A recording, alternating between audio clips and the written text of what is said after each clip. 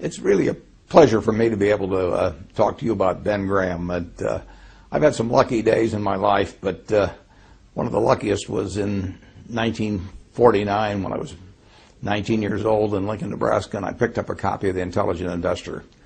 It not only changed my investment philosophy, it really changed my whole life. I'd be a different person in a different place if I hadn't have first seen that book. I got a bedrock of investment philosophy that really hasn't changed ever since I read the book. I may embellish on it a little here and there, but it was Ben's ideas that sent me down the right path. And then a year or so later, I very belatedly applied to Columbia University, and Dave Dodd let me in, and I got to know Ben personally when he was my professor in the second semester there.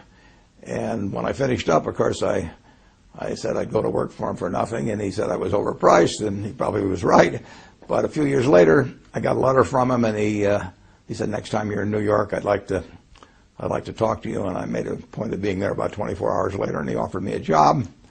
And I didn't ask the salary, but fortunately, at the end of the first month, I found out he'd not taken me, or maybe he'd forgotten about the fact that I'd do it for nothing. And I got inspired working for him, just being around him every day.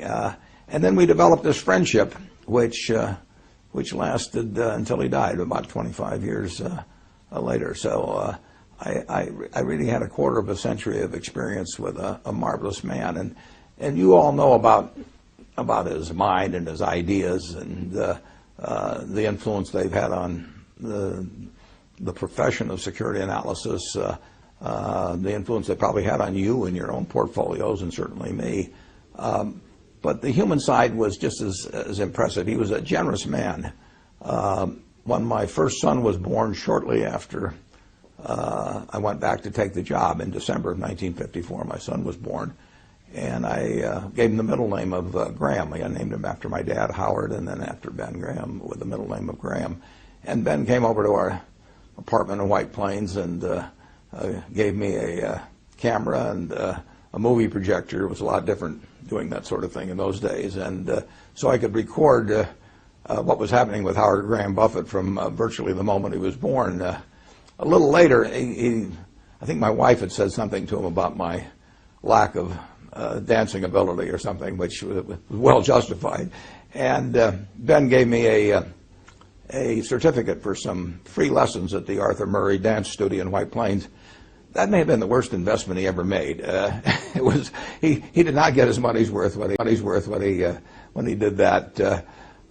He moved out to California in 1956, and my family visited him time after time, and he was always encouraging. The one thing about it is that you never could balance the books with Ben. He would do things for me or for other members of the family, and you never could think of anything to do for him. So it's a real pleasure for me in a small way to be able to attempt to balance the books by just telling you and the rest of the world what a wonderful human being he was. And that's what really counts. I mean, he couldn't help but be smart. I mean, he was born wired in a way where he was going to be able to accomplish things intellectually that very, very few people could do. And when you think about, particularly in the light of today's markets, think what a remarkable achievement it was to be writing a book in 1934, security analysis. Probably was writing it in 1932 and 3, and here was a man that had been devastated by the Depression and the stock market crash. Many of you manage money. He was managing money for people, and they were disappointed with what had happened. But he could see far enough out in the future that he still turned out this marvelous book in a dispassionate, very rational way, and not overwhelmed by the events of the previous couple of years. But he wrote a book where 75 or so years later, we're still reading it to learn new things every day. So it was a marvelous intellectual achievement. But again, that he couldn't help that. He was born with that brain. He didn't have to be the wonderful human being he was. I mean, he could have behaved in an arrogant manner or had a tone of superiority because he had to know he was smarter than 99.99% of the people around him. But he wasn't that kind of a person at all. He treated all of us students came up to Columbia on a Thursday for 20 or 25 years just to help out a bunch of students that he might never see again, that weren't going to do anything for him.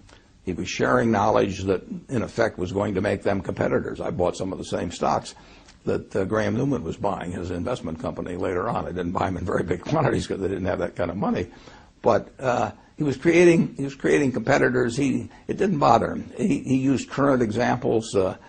We would sit there in class, and he would tell us about things that we never would have found on our own. But he was just a generous man in every way, and I was lucky to know him, and I hope you've gotten to know him a little bit through these comments.